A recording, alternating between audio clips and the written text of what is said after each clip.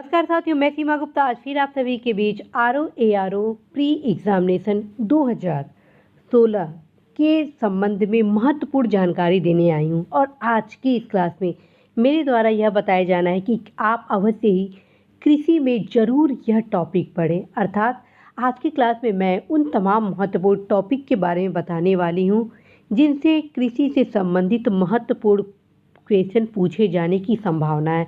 तो साथियों, यदि आप प्रारंभिक परीक्षा दे रहे हैं इस बार का, अर्थात समीक्षा अधिकारी, सहायक समीक्षा अधिकारी प्रारंभिक परीक्षा 2016, तो अवश्य ही कृषि से संबंधित प्रश्नों को हल करने के लिए ये जो मैं टॉपिक बताने वाली हूँ उसे आप ज़रूर देखिएगा। लास्ट में आप सभी को मैं वे महत्वपूर्ण अध्ययन सामग्री भी बताऊंगी जहाँ से ये तमाम टॉपिक आपको मिल जाएंगे और आप सहजता के साथ अध्ययन कर लेंगे।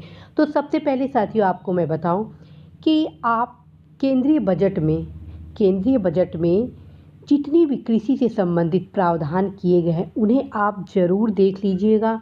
कौन सी योजनाएं नवीन चलाई गई हैं, साथ में कृषि के लिए कितना अतिरिक्त व्यय करने का प्रावधान किया गया, बजट में कौन कौन से ऐसे महत्वपूर्ण तत्व हैं जिससे कृषि क्षेत्र को डायरेक्ट लाभ हो रहा है, कैसे कृषकों को दुगनी आमदनी आय बढ़ाने के लिए भारत सरकार, राज्य सरकार द्वारा बहुआयामी योजनाएं चलाई जा रही, उन तमाम पक्षों को आप जरूर ही केंद्रीय बजट के परिप्रेक्ष्य में देखेंगे। और साथ में चूँकि यह परीक्षा उत्तर प्रदेश के द्वारा आयोजित हो रहा है तो अवश्य ही आप उत्तर प्रदेश के बजट में भी देखिएगा कि कृषि से संबंधित कौन कौन से योजनाएं हाल में उत्तर प्रदेश सरकार द्वारा आरंभ किया गया, साथ में बजट में कौन कौन से प्रावधान कृषि क्षेत्र के लिए किया गया। अब आते हैं द्वितीय टॉपिक। द्वितीय है हाल में आरंभ कृषि क्षेत्र से संबंधित योजनाएं।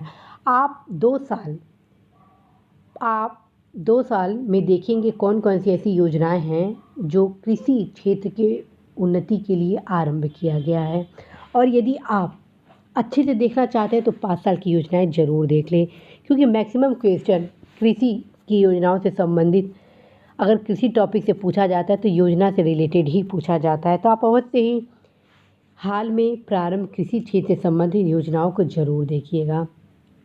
तीसरा जो मैं टॉपिक बताने वाली हूँ वो मैं बताने वाली हूँ कृषि गणना से संबंधित जो भी छोटी छोटी रिपोर्ट आई हैं हाल 1 साल के भीतर, उन्हें आप ज़रूर देखिएगा। चौथा जो टॉपिक है वो है भारतीय कृषि अनुसंधान परिषद संबंधित कार्य। भारतीय कृषि अनुसंधान परिषद द्वारा बराबर कृषि के समुचित विकास के लिए कार्य किया जाता रहा है। सम्मेलन भी आयोजित करवाया जाता है। कहाँ आयोजित कराया जा रहा है, किन सम्मेलन में क्या क्या उद्देश्य वगैरह रखे गए, उसके जो खाका वगैरह हैं उन्हें आप एक बार ज़रूर देखेंगे। लास्ट में मैं आपको बताऊंगी कि समस्त टॉपिक आपको किस पुस्तक से मिल जाएगा। फिर अब बताते हैं नेक्स्ट है साथियों रबी, खरीफ और जायद फसल। कई बार क्वेश्चन में सत्य कथन, असत्य कथन, कथन और कारण में रबी और खरीफ फसल से संबंधित विभिन्न प्रकार से विश्लेषणात्मक और तथ्यात्मक क्वेश्चन पूछे जाते हैं। कई बार तो ये पूछ दिया जाता है कि रबी की फसल कौन कौन से हैं या खरीफ की फसल कौन कौन से हैं, जायद की फसल कौन कौन से हैं। कई बार उनका समयावधि पूछ दिया जाता है कि कब इनका क्या समयावधि है। तो इससे संबंधित समस्त तथ्यों को आपको अवश्य एक बार ध्यान में रखना है। ठीक है, नेक्स्ट है टॉपिक आपका प्रमुख फसलों का क्षेत्रफल एवं उत्पादकता। ठीक है, किन फसलों में, ठीक जैसे चावल, गेहूँ, दाल, मक्का आदि में कौन कौन से राज्य प्रथम स्थान है, द्वितीय स्थान है, तृतीय स्थान है, चतुर्थ, मतलब कुल मिला के 5-5 राज्यों के बारे में आप अवश्य ही ध्यान देंगे। ठीक है, और नेक्स्ट है खाद्यान्न उत्पादक राज्य और राष्ट्र, अर्थात पहले और दूसरा दोनों एक दूसरे से ही कोरिलेट है। मतलब आपको राज्य तो देखना ही है भारत में, प्लस कौन सा देश किस फसल के लिए प्रथम स्थान पे आता है, द्वितीय स्थान पे आता है। ख़ास तौर पे यदि भारत प्रथम स्थान पे या द्वितीय स्थान पे किसी फसल में आ रहा है तो उसको आप विशेष तौर पे ध्यान में रखेंगे। नेक्स्ट टॉपिक है साथियों फसल चक्र, सघनता, सस्यन प्रणाली और खाद्यान्न फसलें और व्यापारिक फसलें। ठीक है, इस टॉपिक में मैं आपको फसल चक्र, सघनता, सस्यन प्रणाली, खाद्यान्न फसलें और व्यापारिक फसलें के बारे में बोल रही हूँ। ठीक है, तो इस चीज़ को भी ज़रूर ध्यान में रखिएगा। कई बार परीक्षा में पूछा जाता है फसल चक्र गहनता क्या है, तो इसके पारिभाषिक जो शब्दावली है उसके परिभाषा को जानिए, अर्थ को जानिए और क्या प्रतिशत क्या रेशियो है इसको भी ज़रूर जानिएगा। सस्टेन प्रणाली की क्या क्या सिस्टम है वो टोटल प्रणाली आप जानेंगे। खाद्यान्न फसलें क्या हैं, व्यापारिक फसलें क्या हैं, कौन कौन सी फसलें खाद्यान्न फसलें में आती हैं, कौन सी फसलें व्यापारिक फसलें में आती हैं, इनके बारे में भी आपको जानना है। नेक्स्ट आते हैं टॉपिक, वो है सब्जी फलों के तत्वों में कमी से होने वाले रोग। अब आपको अगला जो कृषि से डायरेक्ट संबंधित है वो ये है कि वे महत्वपूर्ण तत्व जिनकी कमी से फल या सब्जी में विभिन्न प्रकार के रोग हो जाते हैं। ठीक, तो आप उस टॉपिक को भी अवश्य ध्यान में रखेंगे। प्राय 1 से 2 साल के गैप पे इस टॉपिक से क्वेश्चन पूछे जाते हैं। ठीक है, नेक्स्ट टॉपिक आते हैं सब्जियों में रंग और कड़वापन का कारण। जैसे कि गाजर का कलर ऑरेंज क्यों होता है, ठीक, टमाटर का रंग लाल क्यों होता है, आम का रंग क्यों पीला होता है, तो उनसे संबंधित समस्त तथ्य आपको देखना है। कई सब्जी क्यों कसैलापन लगता है, क्यों कड़वापन लगता है, उनसे संबंधित समस्त तत्व आपको देखने हैं। नेक्स्ट है बीटी कपास और कृषि रसायन। बीटी कपास आपको देखना ही देखना है, साथ में जो कृषि रसायन है वो अत्यंत ही महत्वपूर्ण है क्योंकि भारत सरकार द्वारा हाल में कृषि रसायन के लिए अनेक योजनाएं आरंभ की गई हैं। भारत का स्थान कृषि रसायन में किस नंबर पे आता है और भारत सरकार द्वारा क्या क्या कार्यक्रम चलाए जा रहे हैं, वे तमाम चीज़ आपको देखना है। मेरे द्वारा हाल फिलहाल में जो भी भारत सरकार द्वारा कार्यक्रम किए जा रहे हैं वो मैं डेली करंट अफेयर्स के क्लासेस में आप सभी को उपलब्ध कराती हूँ, जिसके क्रम में कृषि रसायन से संबंधित समस्त महत्वपूर्ण तथ्य आप सभी को मैं बता चुकी हूँ। तो साथियों अब आते हैं नेक्स्ट कृषि से संबंधित टॉपिक पर। अब है साथियों कृषि लागत एवं मूल्य आयोग। कृषि लागत एवं मूल्य आयोग एमएसपी का निर्धारण करता है, ठीक है, रबी फसल पर और खरीफ फसल पर। ठीक है, तो आप अवश्य ही इस पर ध्यान रखेंगे, रबी फसल और खरीफ फसल पे। ठीक है, कृषि लागत एवं मूल्य आयोग द्वारा वर्ष में 2 बार मिनिमम सपोर्टेड प्राइस रबी फसल और खरीफ फसल पर लगाया जाता है। किस फसल के लिए क्या मूल्य लगाया गया है, खासतौर पर गेहूँ, चावल, दाल और गन्ना आदि का ज़रूर आप देखिएगा क्योंकि मैक्सिमम क्वेश्चन इसी से पूछा जाता है। और ख़ास तौर पर किसी फसल में कितना बढ़ाया गया है इसको भी ज़रूर देखिएगा। ठीक, नेक्स्ट क्वेश्चन है साथियों खेती के प्रकार और इससे जुड़े मुख्य तत्व। ठीक है, खेती से जुड़े प्रकार और उससे कितने खेती के जितने प्रकार हैं वे सभी आप देखेंगे, उससे जुड़े जो मुख्य तत्व होते हैं उन्हें आप देखेंगे। अगला टॉपिक है लवणीय और क्षारीय मृदा के बारे में भी आपको जानना है कि कौन सा फसल लवणीय मृदा में होता है, कौन सा फसल क्षारीय मृदा में होता है, इन लोगों का पीएच मान क्या है, ये सब आपको देखने होंगे। नेक्स्ट है साथियों पौधों के मुख्य पोषक तत्व। किस पौधे के कौन से मुख्य पोषक तत्व हैं, उनकी कमी से कौन कौन सी बीमारियां हो जाती हैं, इन्हें भी आपको देखना ही होगा। ठीक है, नेक्स्ट क्वेश्चन है पशुओं की संख्या, नस्ल, पशु रोग और पशुधन संगणना। ठीक है, अभी हाल में पशुधन संगणना जारी किया गया है तो उसका रिपोर्ट भी आप देख लीजिएगा। पशुओं की संख्या में कौन सा देश नंबर 1 पे आता है, कौन सा देश द्वितीय पे आता है, कौन सा देश तृतीय पे आता है, इसी प्रकार कौन सा राज्य प्रथम पे आता है, कौन सा राज्य द्वितीय पे आता है, वो आप देखेंगे। प्लस नस्ल आदि के बारे में भी देखेंगे, हर जैसे गाय का, भैंस का आदि के विभिन्न नस्ल होते हैं उन्हें जानना है। प्लस पशुओं में कौन कौन से रोग होते हैं उनको भी आपको जानना जरूरी है। नेक्स्ट है फसलों के कीट प्रबंधन। फसलों के कीट प्रबंधन के जो विभिन्न आयाम है, कौन कौन से क्या नियम अपनाए जाते हैं, वे टोटल आपको देखने होंगे। नेक्स्ट है कृषि अनुसंधान संस्थान। जितने भी भारत में कृषि अनुसंधान संस्थान हैं उनको एक दृष्टि में आप जरूर देखेंगे क्योंकि क्वेश्चन सम्मिलित करने में कृषि अनुसंधान संस्थान पे जरूर आता है। ठीक है, इसी प्रकार अंतर्राष्ट्रीय कृषि अनुसंधान संस्थान के भी जितनी भी संस्थाएं हैं वो आप देखेंगे। लास्ट में मैं आपको बताऊंगी कि किस पुस्तक से आपको पढ़ना है। ठीक है, नेक्स्ट है साथियों राष्ट्रीय कृषि अनुसंधान संस्थान, केंद्रीय कृषि अनुसंधान संस्थान, अर्थात इतनी संस्थान हैं,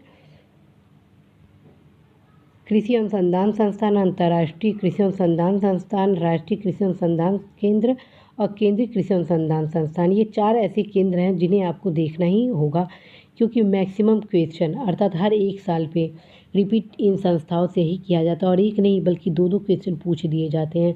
तो ये कृषि से चैप्टर से सबसे हॉट क्वेश्चन होता है, इसलिए आपको ज़रूर देखना है।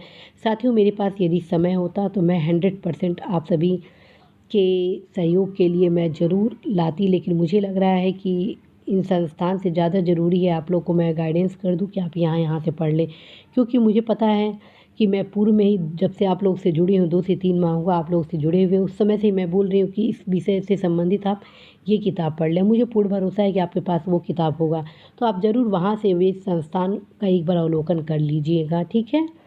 अब नेक्स्ट आते हैं, नेक्स्ट है सामाजिक वानिकी, ठीक है। नेक्स्ट है सामाजिक वानिकी के बारे में देख लीजिएगा। हरित क्रांति और इंद्रधनुष क्रांति के बारे में भी जरूर देखिएगा। विभिन्न प्रकार की जो क्रांतियाँ हैं, श्वेत क्रांति, ब्लू रेवोल्यूशन, ठीक है, brown revolution, white revolution, total कौन से फसल के लिए कौन सा रेवोल्यूशन जुड़ा है वो टोटल आपको देखना है, ठीक है। और ख़ास तौर पर दुग्ध क्रांति का जरूर देख लीजिएगा, हाल में काफ़ी चर्चा का वो केंद्र था, ठीक है। और इसी के साथ भारत उत्तर प्रदेश में कृषि जलवायु प्रदेश के बारे में भी आपको देखने हैं। इसके अतिरिक्त ट्राइफेड और नाफेड के बारे में भी ज़रूर आप देखेंगे साथियों। इसके अलावा जो लास्ट टॉपिक मैं बताने वाली हूँ वो बताने वाली हूँ कृषि व्यापार, राष्ट्रीय कृषि बाजार, ई-नेम और कृषि साख। इससे भी काफ़ी क्वेश्चन बनते ही बनते हैं, तो आप अवश्य ही इसको भी आप देखेंगे ही देखेंगे। कृषि व्यापार से तात्पर्य मेरा है कि विदेश व्यापार में कृषि का योगदान कितना प्रतिशत है, आयात निर्यात में किन किन फसलों का भारत सरकार द्वारा कृषि उत्पादों का निर्यात किया जाता है, कौन से ऐसे फसल हैं जिनका आयात किया जाता है, कच्चे माल का क्या स्वरूप है और विनिर्मित माल का क्या स्वरूप है। साथ में राष्ट्रीय कृषि बाजार अर्थात ई-नेम किस प्रकार एग्रीकल्चर इंडस्ट्री ने इस रेवोल्यूशन का शुरुआत कर दी, इन सभी तमाम पहलुओं को आपको देखना है। और कृषि साख का मतलब कि कृषि में सर्वाधिक ऋण कौन उपलब्ध करा रहा है, तो वो क्रम आपको ज़रूर ध्यान में रखना है। अब आते हैं अध्ययन सामग्री। मैं ये जितने टॉपिक बताई हूँ आप इसके लिए अवश्य ही परीक्षावाड़ी का अध्ययन करें।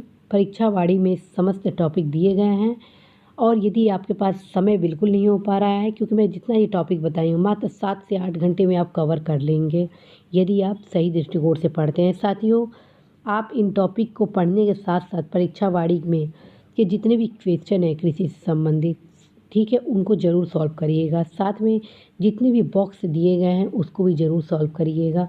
आप बिल्कुल भी आलसपन मत लाइएगा, थोड़ा सा परिश्रम करेंगे 7-8 घंटे में आप परीक्षावाड़ी के समस्त बॉक्स पढ़ लेंगे, और 6 से 7 घंटे में समस्त जितने भी क्वेश्चन हैं वो सारे के सारे सॉल्व कर लेंगे। और चूँकि इस समय ये आपका लास्ट टाइम चल रहा है, इसलिए आप गलत विकल्प को नहीं देखेंगे, डायरेक्ट सही विकल्प को पढ़िए। प्रश्न पढ़िए, उत्तर पढ़िए, प्रश्न पढ़िए, उत्तर पढ़िए, प्रश्न पढ़िए, उत्तर पढ़िए, ताकि जब एग्ज़ाम हॉल में जाए और यदि कोई नया क्वेश्चन आपको दिखे जो परीक्षावाड़ी में ऑलरेडी पूछा गया या उससे मिलता जुलता, तो आपकी तुरंत दृष्टि आपके सही क्वेश्चन पे जाए।